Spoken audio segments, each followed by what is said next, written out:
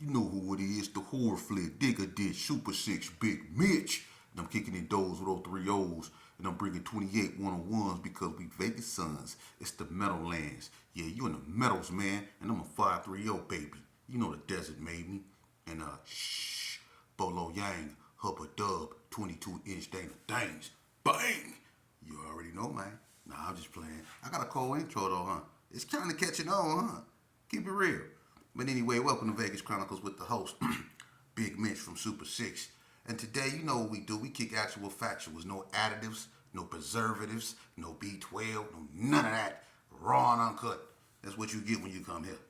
But anyway, shout out to everybody that's been supporting my small platform, you know what I mean? We building it brick by brick, you know what I mean? And we doing the hype, man, you know what I mean? We gonna keep pushing it. Today we gonna talk about, somebody asked me interesting questions, man. Before I get to that, I want to say this. Last time I did a video, I was talking about, unfortunate situations that happen in the institutions, right? I'm gonna get back to that because what I didn't mention was, I know I talked about a few incidents where dudes did whatever they did, but I never spoke on dudes how some individuals took horrible L's. Got whooped out by them boys. So I'm gonna do a video on that in the near future. So be on the lookout for that one. That one's gonna be a kind of spicy one too because some dudes that took some horrible L's, man. Woo-hoo. But anyway, today I want to talk about something, man. Somebody asked me a question, and I try to answer the question as best as I can. And I think I probably already went over this. I don't know, but if I did, forgive me. If I haven't, then enjoy. The difference between this era and my era, it's self-explanatory. When this era right here is, they have no guidance, they have no respect, and it's not structured the way it was back then. I'm not saying it was any better back then because it's all stupidity. It's all self-destruction. So don't get it twisted. It was never anything good.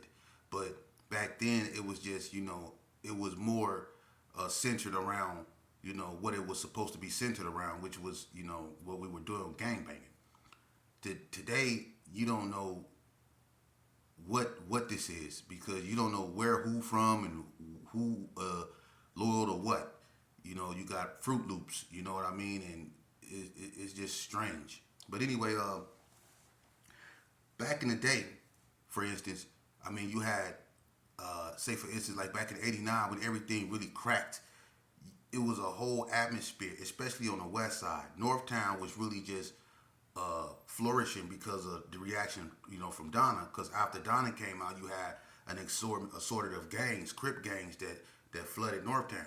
But on the west side of Las Vegas, you had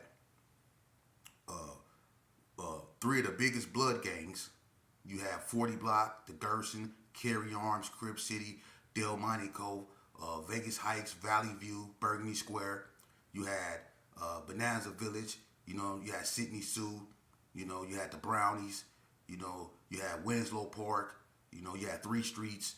You had so many different neighborhoods. And it was active and it was very dangerous. Like for instance, on Comstock. See, it was times in Vegas where you just couldn't walk across the street all willy-nilly. It didn't work like that. Because when the 60s and the 40s was into it, Comstock was one of the most dangerous streets in Las Vegas. It was very dangerous. And the 40 blocks used to be able to cut the lights off on 40 block, the street pole lights, and it would be pitch black over there. So imagine how that scenery looked back then. It was real serious. And dudes, when they seen each other, it was on site with certain individuals, man, and it went down right there and there. It was real serious. And a lot of dudes that do a lot of this out here, always barking like they was about that. They wasn't about that. They weren't participating in that. And everybody that was participating in this, we know. It was really on. We know each other. We know what we went through. We know who was there and we know who wasn't there. It was serious. And I'm gonna tell you how serious it was. I remember one day, Vegas Chronicles. One day, it's me, Junebug, and Turtle, right? We're in a black Caprice on Gold Days. It's really Donna Ray Page but he sold it to Turtle, right, man? So we in this black Caprice, right? We're in the alley, and we're in the alley with John Holloway. He had this white colors. It was white and green on chrome Dayton's, right? We're in the alley and we kicking it. You know what I mean? We chopping it up with bread and Big Bob Tombstone, right? So we over there. It's like 11 something in the morning, and I think a couple days before that, something happened with the Bloods. I think one of their homeboys, you know, some tragic happened over there, and they was on one. Them Bloods was on one, and you know, for some reason, the Gerson, they name came up in that. You know, in the later on, it turned out not to be true, but the Bloods was centering in on the Gersons. They was focused in on the Gersons. And the Gerson, we didn't know what was going on. We didn't know nothing about, you know, nothing that happened to them up over there. We didn't know nothing about that. You know what I mean? So we was caught off guard. But we was together in the alley one morning, right? We chopping it up. We out there. We smoking, you know what I mean? Me, Junebug, we smoking and stuff like that. And John, he was wiping his car down. You know what I mean? We just chilling. So we got tired and stuff like that. That sun started coming up. Now, in the car, we got this big fofo, big black fofo, right? A blammer, right? We got this big old black fofo. I loved it, right? I kept it on me, but it was too big, so I kept it in the car, right? So we got this big old fofo, right? And we decide we go leave. So we jump in the car. I don't never forget this. Cause we was bumping that. It's the hip man, yeah, you know it. The thirst quencher, the man on the sea quencher, that Chub Rock. We bumping that, right? We coming up out the alley. Next thing we know, a car pull up. Bright red rags. Look like red suckers in the car, like red lollipop. I mean, they was cherry red up, cherry red rags, cherry red everything. You know what I'm saying? They pulled right, like when we was coming out, we was finna turn down Comstock, and they was coming off Lake Mead and coming down Comstock. And they like drove in front of us, and that's how we seen who, you know, they was, and they got down on us. Just that fast, right? We take off after them. They shooting down Comstock. We on them. I raised up out the thing. I tried to blow that fofo with one hand, and that thing, boom, and it blew back, and it, you know, almost bust me in my face. But I got my other hand around it, and I was on them. I was barking down Comstock. Boom, boom, boom, boom, boom. I was blowing on them. And when they got the bells are, they turned down. We kept going straight all the way down to Cary, right? And I don't know what happened to John. I don't know if he turned and went the other way or what, but just that fast, they ate us up and we got right back. But that's how Vegas used to be. That's how Vegas used to be, man. And I'm going to keep it 100 with you. I remember another incident. I still have nightmares about this, man. That's how serious this is. Y'all think this is a game, man, but ain't nobody smiling. I remember one night, man, see Tracy. I had a homegirl named Tracy. She was messing with Tony Swanson from Delmonico. And Tony Swanson don't like Gersons. You know, and when he got out the joint, you know, he got into it with, you know, some OG Gersons because they was in Delmonico, but they was in Delmonico with the Donistries. And he didn't know that the Donners and the Gersons had formed an alliance, and he wasn't with that. You know, he never known the BTDs or nothing like that, or the GQs to ever get along with the Gersons. So when the Donistries and the Gersons was together, he wasn't too much feeling that. But anyway, he had got into it with, you know, some older Gersons and whatever, and it was animosity. It was on. And one day, me, Freak Dog, I think Big Hub, I think Ludall was out there.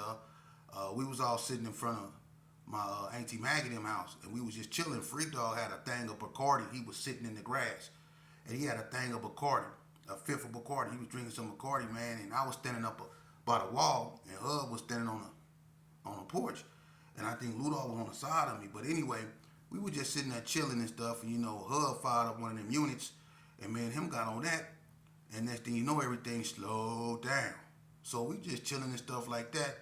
Next thing I know, a Cadillac came up off Comstock, you know what I mean, and hit that cone on us, and boy, look at here.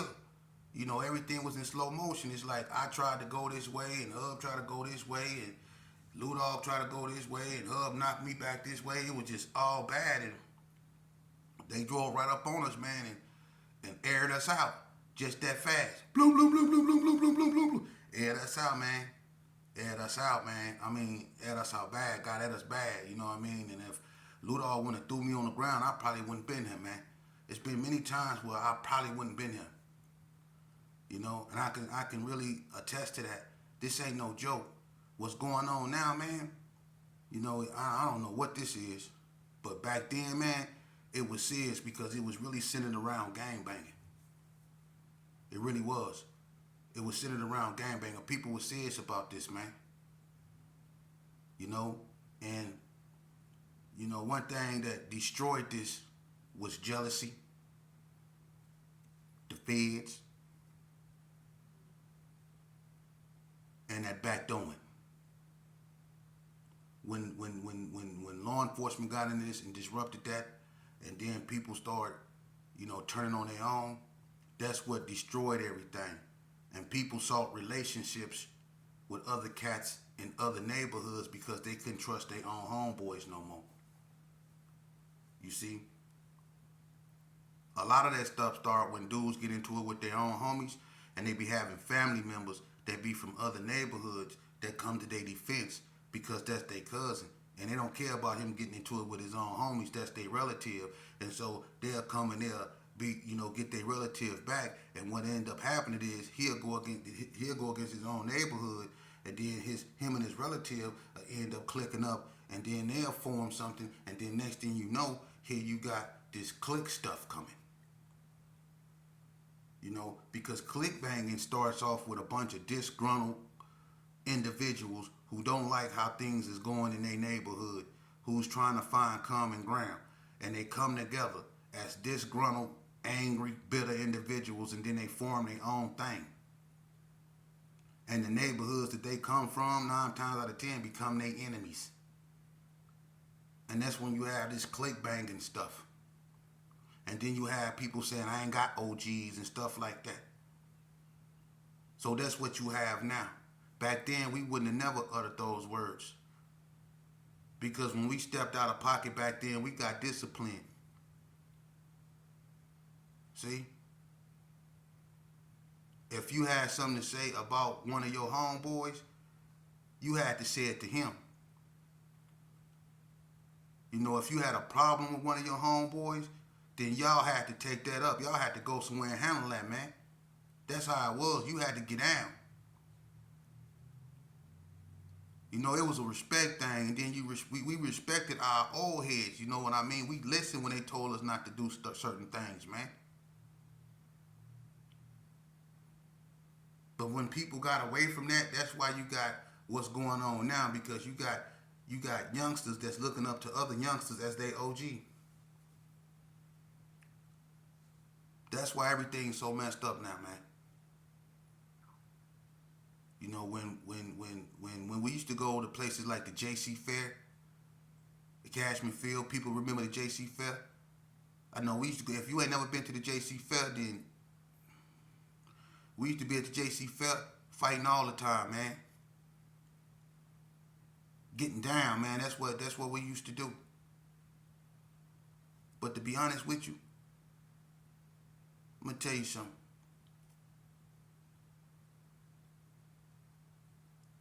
We failed y'all youngsters.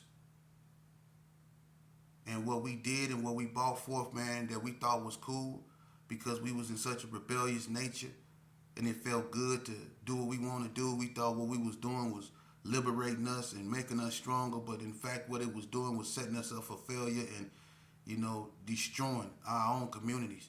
That's what we were doing. But we never stopped to realize where we were headed and what we were, what roads we was headed down and, what this would lead to. We never stopped and thought about that. When we was taking those trips to, them 6-month trips to Elko and people was going to Spring Mountain, then we got so bad they had to send us to Shelby Training Center, way over there in Memphis, Tennessee, Correction Corporation of America.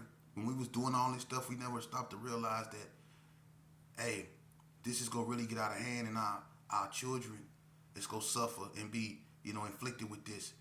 and we're gonna lose a lot of people behind this. We never stopped to think about that. We just kept going on as is, like this was just a way of life, like this was normal, and it wasn't, and it tore us up, man. One of the saddest things that ever happened in the game, you know, I'm gonna tell you, was this right here. You know, it was. I'm gonna just say this here. I'm gonna leave it alone. I'm gonna just say it was these two brothers, man, and they was known too. And you know, when you into it with your own people, man, you know, sad things happen, tragedies. But anyway, it was these two brothers, right? They was out kicking it, you know, and the big brother really loved the little brother. You know, they was real close, and they was raised by their grandmama. And you know, the bigger brother, he developed a reputation, man. He was a feared dude. He was a known dude, and you know, his homeboys started hating on him because he was having it. You know what I mean? And you know, he was the type of dude that couldn't be bullied though. So he was with whatever they was with. You know, but one night, you know, they was chilling. You know, they went up to a club or whatever, and they was doing their thing or whatever. And you know, the little brother, I guess he was sitting in the car. He was just chilling. You know what I mean? He was just chilling. You know, the big brother, he was inside the club. You know, and you know, I guess I don't know what the youngster was doing up in the car, the younger brother, but what ended up happening, somebody threw a drink in his face and and popped him, right? Did him in, right? So when that happened, I guess his older brother peeped game what was going on outside, so he instantly come outside. He come outside blowing that horn, doom doom doom doom. He come outside, and then tragedy hit him too. He got popped. He got knocked, right? So both of them gone, right? And it's the sad part. Not only is both of them gone, but when the woman that raised them got that news, it was so heavy for her that the two boys that she raised was no longer here. That woman suffered a massive heart attack, and she's no longer with us no more. So they ended up. It was three funerals caused by one incident. That's how serious this game was back then. And it didn't matter where you was, because this madness spilled on a courthouse down. This madness done been everywhere. It's done been in the courthouse. It's done been in the schools. It's madness. And I want you to know, you youngsters to know that I'm sitting here and you know, a lot of people, they criticize me for bringing what I'm bringing to you. They don't like what I'm doing, but see, lucky for you, I never took orders. You know, not from no human. The only person I ever listen to that can guide me is the Most High. And that's who put it on my heart, and that's who kept me here to do what I'm doing. This is my mission. This is my journey to expose the truth to you about this destructive way of living, man. I've been through what I've been through, so I can come back and deliver this message to you. For real, man. And and I'm gonna tell you, not too many people. I'm not saying that it's not people that done been through more than I have, or just as much as I have. But I'm gonna tell you, this is not too many. I started real early, man, and I've been through a lot. And I'm still here. As proof that there is a Most High. For real. Because only something that we can't fathom has to be at play here for someone like me to be here and speak so coherently and articulate the way I do to you. If anyone know me from the old school, they knew me. I was a whacked out waterhead running around there with shotguns with no understanding, and I didn't care about nothing or no one. You ask anybody about me, the attitude I had was just as ferocious as these youngsters right now. And I'm going to tell you, from having that attitude, it didn't lead me nowhere into one hole, a deeper hole, a deeper hole. That's all it did for me. I ain't do nothing but suffer from having that attitude. I don't give a attitude. I didn't do nothing but suffer. For real. I found out that people that called themselves my homeboys wasn't really my homeboys. They wasn't. They hated me. They hated me because my name was ringing. They hated me because I was doing the things that they wouldn't do. I was doing the things that they was rapping about. You see? They hated me for that. Just like they don't like me now for bringing you the truth about that. That a lot of these cats that call themselves your homeboys is not your homeboys, man.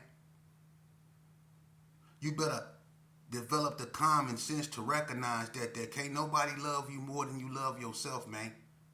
And quit sacrificing your for shows for other people's maybes. For real. These dudes up out here don't care about you, man. Your mama care about you if you lucky to still have her. Your father care about you if you lucky to still have him. Your grandma care about you if you lucky to still have her. That's who care about you, man. And then you have to learn to care about yourself and focus on that, man. Y'all so eagerly and easily manipulated into believing that these cats up around here validate you, man, just because you can stand amongst a bunch of dudes that look malnutrition and do your fingers like we used to. Doing all this right here, you ain't gonna do nothing but get arthritis. This don't mean nothing. I did all this, danced with it, all that. I did all that, been there and done that. I ain't got nothing but arthritis in my hand from that, man. For real.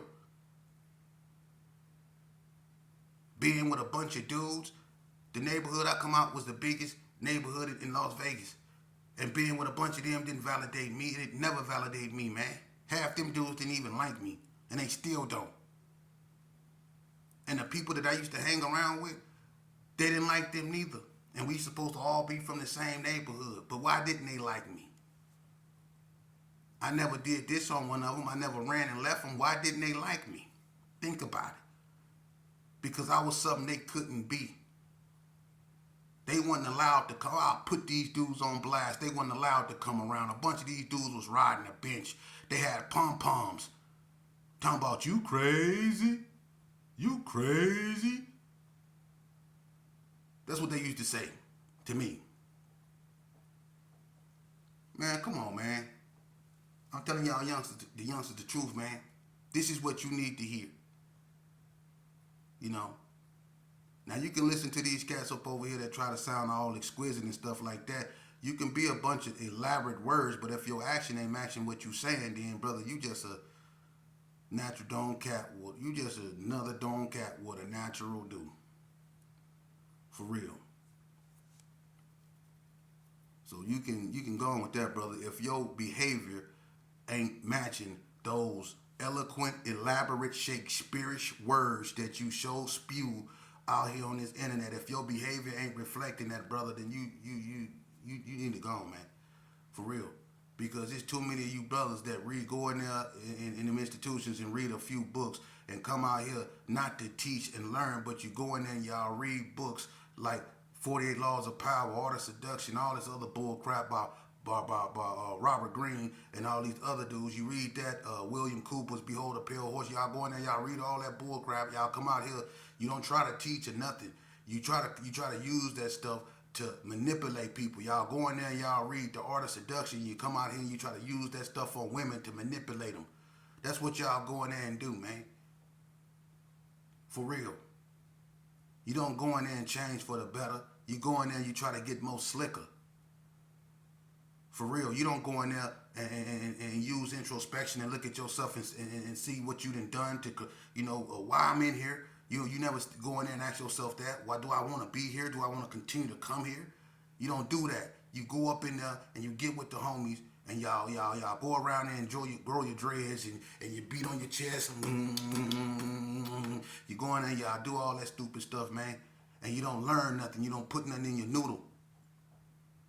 You don't use that time out for a chance to develop your mind, man, and take advantage of stuff that you don't take advantage of when you out here on the street, like your education. They gotta basically make y'all go to school up in there, man. They gotta basically make y'all. That's what that level system is designed for, to make y'all go to school. Because if our institutions didn't have level systems, y'all be walking around there kicking rocks, talking about what used to be or what could have been. Come on, man. I was in there when they didn't have level systems, and that's what we did. We wasn't trying to do no programming. Our programming was coming on the yard and starting a riot. That's programming. So let's keep it real, man.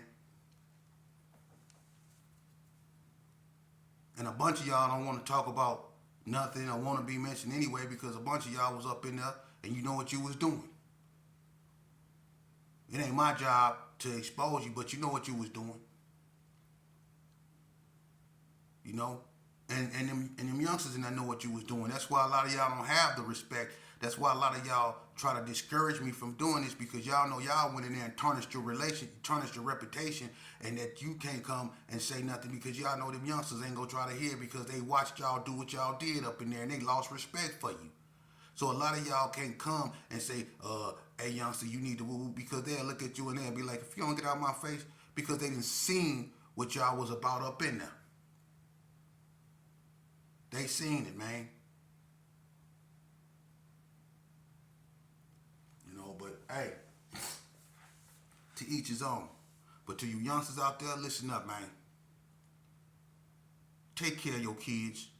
If you have them, get out these streets, man. It's that time. You see what's going on around you, right? Get out that street. Get out them streets, man. Ain't nothing out there, man. We ain't doing nothing but losing. And our females, your women, your sisters, your aunties, your mamas, your grandmamas, they need you.